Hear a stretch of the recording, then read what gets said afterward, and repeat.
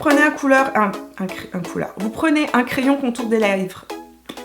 J'ai trop de mal. 8h30 du matin. Hello friends. Bon, nous allons nous attaquer aujourd'hui à une vidéo que vous m'avez énormément demandé suite à mes différentes stories Instagram lorsque je vous ai montré comment est-ce que je faisais mon teint en ce moment. Vous avez vu que j'ai voulu tester une nouvelle technique. Ce n'est pas à proprement dit une nouvelle technique puisque les maquilleurs l'utilisent depuis de nombreuses années, mais c'était la première fois que moi je l'utilisais et j'avais un petit peu peur de cette technique en me disant waouh, ça me semble utiliser beaucoup de produits, mais quand je voyais les résultats en vidéo ou en photo, à chaque fois je me disais oh waouh, c'est vraiment beau. Bon, je vous explique vite fait ce qui s'est passé. Cette semaine, Tati Westbrook de la chaîne Glam Life Guru, c'est une youtubeuse américaine très connue, vous devez certainement la suivre et si vous ne la suivez pas, je vous invite vivement à découvrir sa chaîne parce que pour moi c'est une experte vraiment de la beauté, elle apprend énormément de choses, elle teste énormément de produits et elle a un avis très sûr, très fiable. Bon, petite parenthèse terminée. Donc Tati Westbrook a invité Scott Barnes, donc qui est le maquilleur de J.Lo, à venir la maquiller et montrer comment est-ce qu'il réalise le glow à la J.Lo. Donc cette vidéo est extrêmement instructive, très intéressante, mais ce qui a retenu mon attention dans la vidéo de Scott Barnes et de Tati Westbrook, c'est la manière dont il applique en fait les produits. C'est-à-dire en sens inverse. C'était pas la première fois que je voyais ça. Il y a quelques mois de ça, Samantha Ravendale, qui est une youtubeuse canadienne, mais qui est aussi une make-up artiste, a fait une vidéo dans laquelle elle a fait son teint à l'envers et oh wow, révélation, depuis elle fait tout le temps son teint comme ça et ça faisait extrêmement naturel, très glowy, très frais. Et lorsque j'avais vu ça, je me disais oui, mais ça fonctionne sur une peau comme celle de Samantha qui n'a pas comme moi des rougeurs partout. Alors ici effectivement les lumières gomment un peu les rougeurs, donc je me disais mais ça va pas fonctionner sur moi parce que justement ça demande d'utiliser des produits en crème, ça ne va pas tenir, enfin j'avais plein de questionnements. Mais lorsque j'ai vu la technique de Scott Barnes, j'étais tellement bluffée que je me suis dit ok, je vais essayer. Et donc j'ai essayé, c'est ce qui s'est passé sur Instagram cette semaine. Je vous ai montré quelques étapes et je vous ai montré le résultat final à plusieurs reprises et à chaque fois, mon Dieu, vos réactions étaient la même que les réactions que j'avais de visu parce que quand Driss est rentré à la maison, il me dit mais non mais qu'est-ce que t'as fait à ton teint? On dirait un teint glowy californien hollywoodien. Je me suis dit, oh waouh, cette technique est vraiment pas mal. Voilà, aujourd'hui je vais vous montrer vraiment ma technique, la manière dont moi je fais la fameuse technique du Reverse Foundation. Qu'est-ce que ça veut dire Reverse Foundation? C'est tout simplement qu'on va prendre les étapes du teint et les mettre à l'envers. Ok, c'est parti. Première étape, je fais j'applique ma base comme d'habitude. Hein. Donc la base, elle vient pas après, on la met dès le début. Donc là, je prends ma Brightening CC Serum de chez By Terry que j'applique sur tout mon visage. Important aujourd'hui, ne vous focusez pas sur les produits que j'utilise. Le but ici, c'est que je vous montre les étapes que je suis et pas les produits que je suis parce que les produits, je les change de jour en jour. Utilisez les produits que vous avez dans vos tiroirs, adaptés à qui vous êtes, à votre réalité. Il faut savoir que lorsqu'on utilise des produits, on les utilise en fonction et bien évidemment de notre type de peau. Quand on utilise certaines techniques, on les utilise aussi en fonction de notre type de visage. Ne venez pas faire de contouring de votre nez si vous n'avez pas un nez qui en a besoin. Ne faites pas de contouring des joues si vous avez un visage très émacié, très creusé. Donc adaptez les techniques, adaptez ce que vous voyez à votre réalité.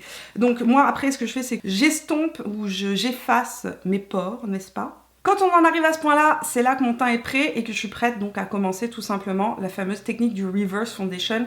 Mais comme je vous dis, c'est à la sauce Mimi. Hein. C'est à ce moment-là que je viens et que j'accroche mes cheveux. Donc, à cette étape-là, moi je commence par corriger évidemment ce que j'ai à corriger sur ma peau. Donc si vous avez des petits boutons, vous les corrigez. Si vous avez des rougeurs, vous les corrigez. Si vous n'avez rien à corriger, eh bien profitez-en et sautez cette étape, allez directement à l'étape suivante. Moi je vais commencer donc par corriger les rougeurs que j'ai ici, donc la petite coupe rose que j'ai. Pour corriger mes rougeurs, j'utilise l'anti-cerne Born This Way. Pourquoi? Parce que j'ai mes joues qui sont assez sèches et que si j'utilise un anti-cerne ou un correcteur trop sec, eh bien ça a tendance après à vraiment me faire des petites plaques. J'en mets le moins possible et j'essaye de viser, entre guillemets, exactement de spotter l'endroit où j'en ai besoin pour ne pas mettre trop de produits, tout simplement. Donc là, je vais éviter d'en mettre.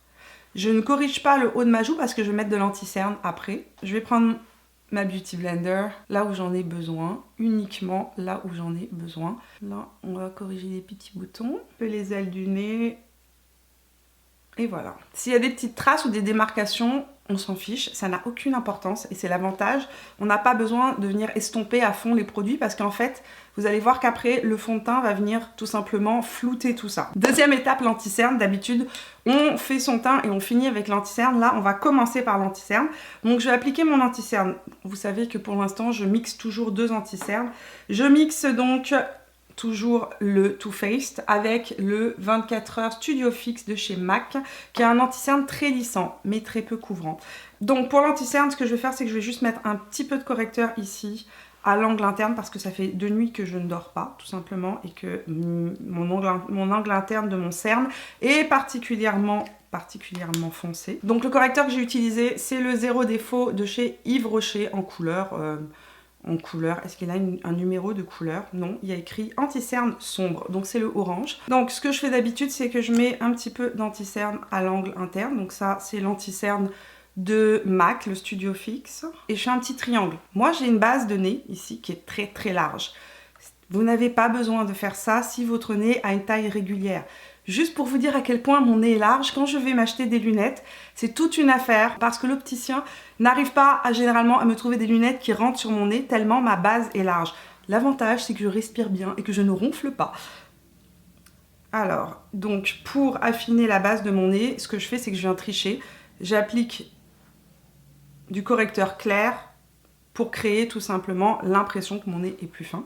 Mais comme je vous l'ai dit, si vous avez un nez régulier, vous ne faites pas ça, vous n'en avez pas besoin. Et je le mélange avec le Born This Way. Pourquoi? Parce que tout simplement, il est plus hydratant.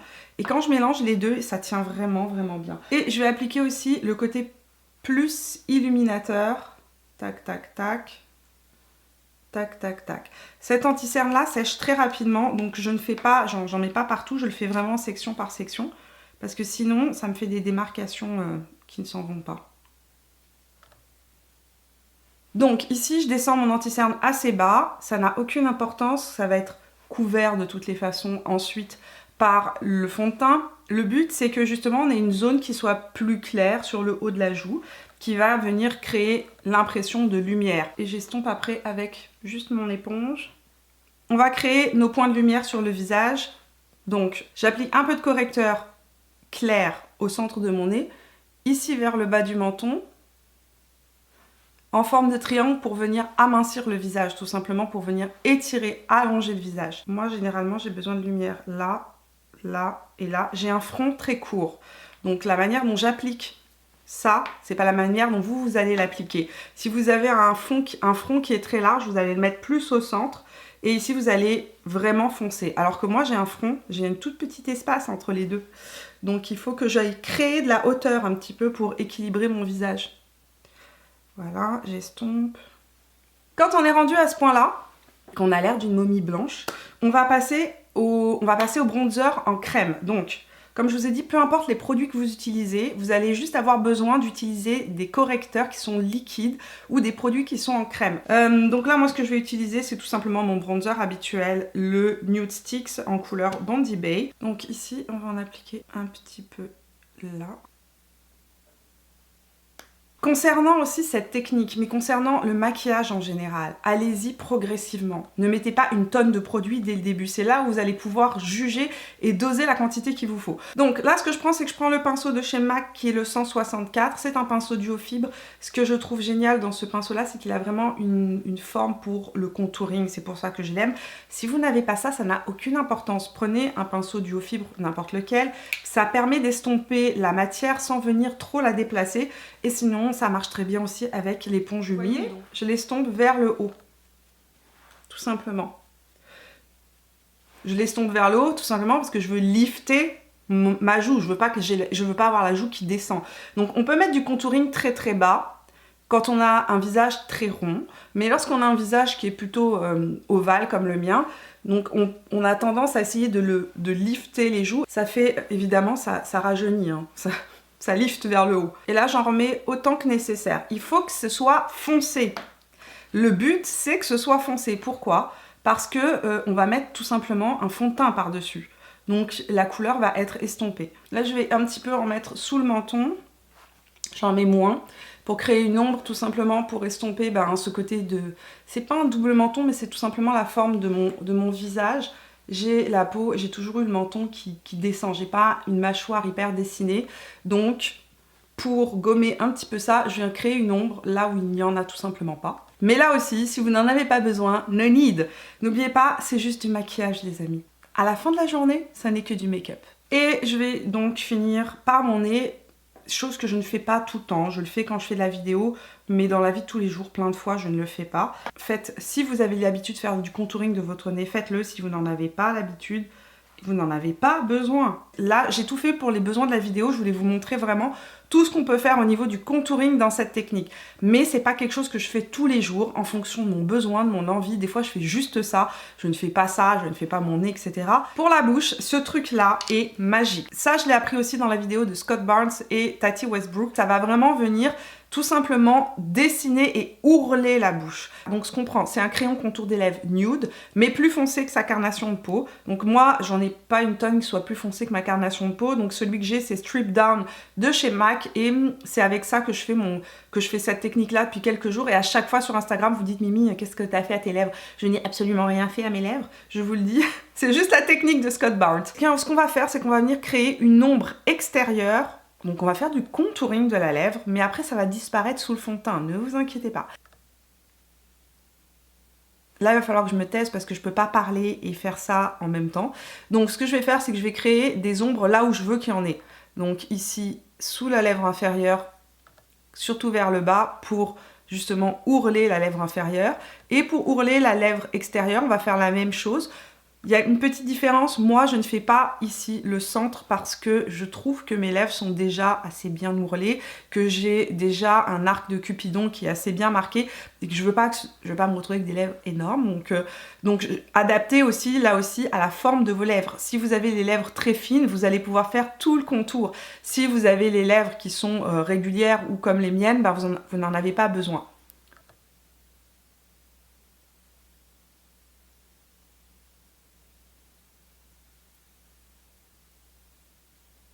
Juste remarquer quelque chose, je me mets à la lisière de ma lèvre, je suis pas vraiment au-dessus. C'est-à-dire que le but ici, c'est pas de grossir vos lèvres. Si vous avez les lèvres très fines et que vous voulez faire du contouring vraiment au-dessus, ça va pas être la même technique, ça va pas rendre le même rendu. Le but ici, c'est vraiment de créer une ombre là où la lèvre se termine de manière à ce qu'elle soit plus ourlée.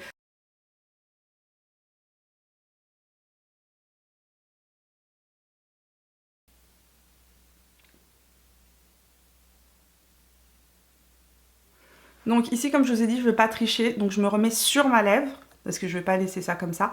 Je vais vraiment me mettre sur la lèvre et plus au-dessus de la lèvre. Rendu à cette étape-là, je vais mettre mon illuminateur avant donc mon fond de teint. Je vais choisir un illuminateur liquide, bien évidemment. Donc c'est le Hollywood Flawless Filter de Charlotte Tilbury. La couleur que vous avez envie, le but juste, c'est de créer cette illusion de lumière. Il y avait une vidéo très intéressante sur l'illuminateur, qui est une vidéo de Wayne Goss. Si vous n'avez pas vu cette vidéo, je vous invite vraiment à aller la voir. Il explique en fait exactement pourquoi ont été créés les illuminateurs et comment les utiliser, mais c'est plus, c'est pas du tout, il va pas vous montrer des techniques, il va juste vous expliquer la base de la lumière, de la technique de la lumière. Et pourquoi est-ce qu'on a créé des illuminateurs? Il le dit clairement, on n'a pas créé les illuminateurs pour être vus de la Terre à la Lune, on a créé les illuminateurs à la base pour avoir un rendu de peau qui est dit healthy, en santé. Donc vraiment avoir une peau fraîche, glowy, rebondie. Et c'est ce qu'il explique, il dit quand on vient mettre de l'illuminateur de manière très précise, assez intense à un endroit, et bien tout simplement on attire vraiment la lumière à un endroit, mais le but de l'illuminateur c'est que lorsqu'on tourne le visage, on voit par exemple, ici quand je tourne le visage, je vois que la lumière tape ici.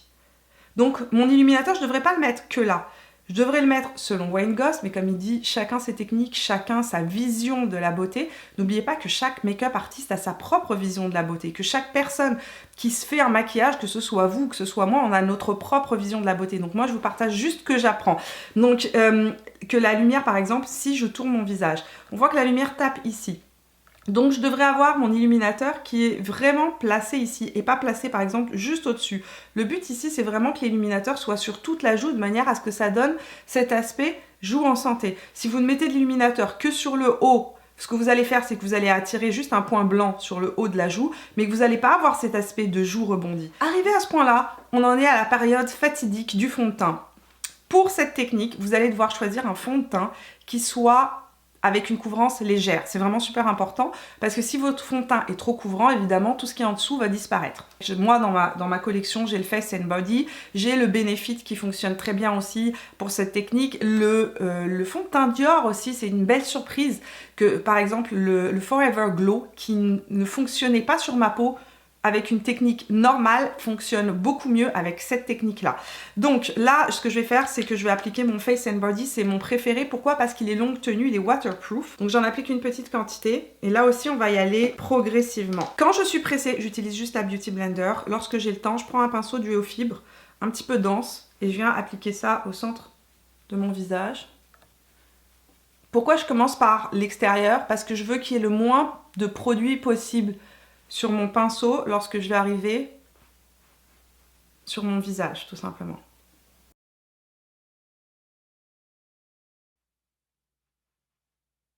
J'effleure à peine.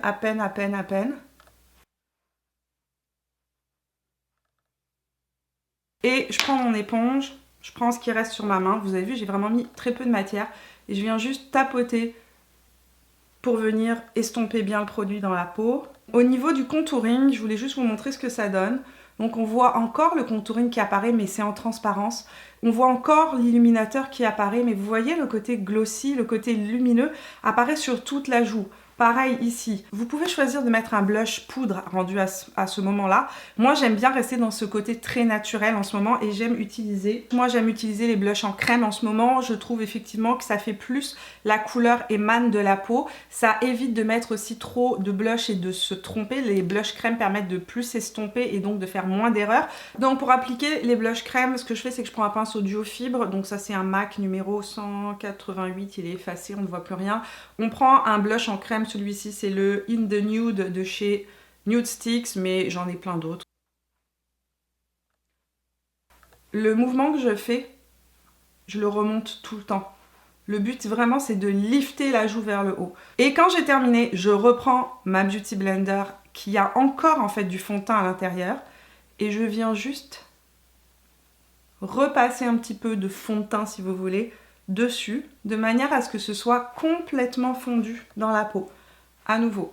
Et ce que j'ai remarqué, c'est qu'en faisant cette technique, en venant réappliquer un petit peu de fond de teint par-dessus, ça vient sceller les produits crème. Donc les produits crème restent scellés en dessous et donc restent en place plus longtemps, ce qui n'est pas le cas lorsqu'on vient les mettre par-dessus et qu'on ne les scelle pas ou qu'on les met juste avec de la poudre. Je suis arrivée au point où je vais tout simplement fixer mon teint avec ma poudre, donc ce que je fais d'habitude. J'ai acheté une nouvelle éponge chez Beauty Blender qui m'a semblé, ma foi, hyper intéressante. J'ai pas encore compris trop à quoi sert le côté blanc, il doit avoir une raison. Mais il y a le côté plus velours. Et je me suis dit que j'allais tester et voir ce que ça donne aujourd'hui. Donc en plus de ça, on va faire un test nouveauté produit. J'ai utilisé la poudre MAC et Patrick Star, mais j'aurais pu utiliser ma Fenty Beauty. C'est juste que j'ai pris ce que j'avais sous la main, juste là. Je vais fixer ma zone T. Si vous avez la peau sèche, vous n'avez pas besoin de mettre de poudre. Rappelez-vous de ce petit conseil. C'est juste pour fixer les produits sur la zone T que je fais ça. Je trouve que ça en met beaucoup plus que lorsqu'on utilise la Beauty Blender humide. Il faudra que je réessaye. Donc je vais maquiller mes yeux et je reviens pour vous montrer les lèvres. Maquillage des yeux terminé. Évidemment mon teint paraît beaucoup plus pâle maintenant que j'ai maquillé mes yeux. C'est là où le fameux maquilleur Scott Barnes propose donc de rééquilibrer le visage. Si vous trouvez que oui, vous manque un peu de bronzer ou un peu de blush, c'est à ce moment-là que vous allez en rajouter. Mais quand vous allez en rajouter, surtout vous estompez le produit sur votre main, sur un essuie-tout, peu importe. Mais avant d'appliquer le produit, de manière à ce que ça vienne juste légèrement rehausser, mais que ça ne vienne pas rajouter en fait de matière. Donc je vais reprendre un tout petit peu de mon blush que j'avais là, mon blush de chez Nude Sticks. Je vais le passer sur mon pinceau et je vais venir juste légèrement en appliquer et j'estompe sur ma main. Alors moi j'ai pas poudré tout mon teint, mais il y a une petite astuce aussi que Scott Barnes a donnée dans sa vidéo avec Tati qui est assez miraculeuse je trouve pour venir tout fondre dans la peau. Donc vous prenez un pinceau à fond de teint plutôt style kabuki mais avec les poils qui soient souples et là sans mettre de matière dessus, hein. Vous mettez pas de fond de teint, vous mettez pas de poudre, vous allez juste venir, je pousse ma boucle d'oreille, entre guillemets gommer. Et donc ça donne ce rendu très fondu, très naturel. J'ai pas rajouté d'illuminateur et franchement, dans la vie de tous les jours, j'en rajouterai pas. Maintenant, si vous avez envie d'en rajouter, je vais vous montrer la fameuse technique qu'il conseille. Donc vous allez prendre un pinceau de style éventail, donc c'est un pinceau en éventail, mais assez épais. Vous allez prendre un illuminateur, donc là moi je vais prendre le Amrasi parce que c'est celui que j'avais sous la main. Donc de l'illuminateur sur le pinceau. Et là en fait, il l'applique vraiment sur le haut de la pommette avec un mouvement où on suit tout simplement la forme du pinceau. Et donc ça évite que l'illuminateur fasse juste un trait blanc, mais plutôt qu'il soit fondu dans la peau.